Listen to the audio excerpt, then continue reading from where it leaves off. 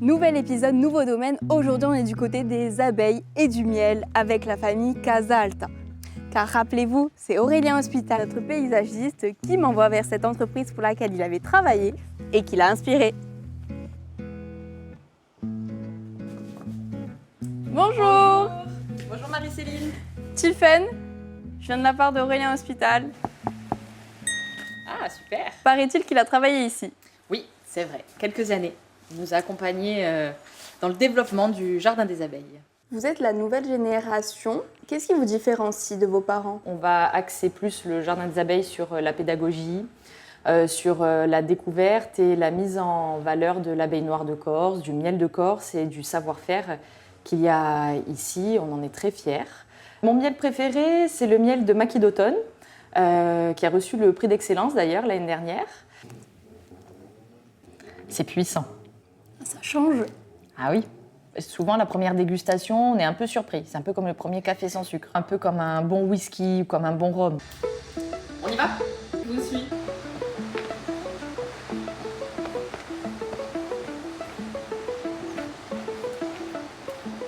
Les enfants, quand ils viennent, on leur parle bien sûr de l'abeille, plus particulièrement de l'abeille noire de Corse, qui n'est pas la même qu'ailleurs.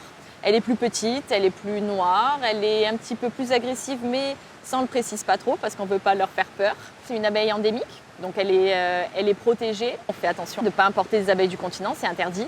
Et surtout, elle va produire un miel très particulier puisqu'il est produit dans des paysages sauvages.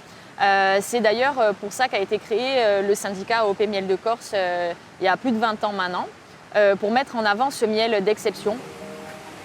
Ce parcours pédagogique, il surprend toujours un petit peu. C'est un parcours qui invite à la détente. D'ailleurs, parfois, il y en a certains qui se laissent aller à une petite sieste ou une petite baignade lorsque les températures le permettent.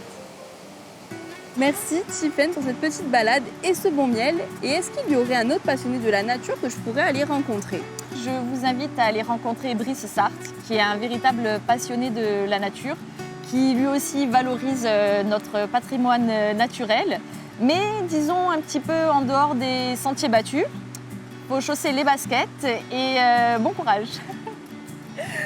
Ok, on ira randonner dans le prochain épisode de Vers sous Terre. Merci beaucoup. Merci. Et on se fait une photo souvenir. Allez.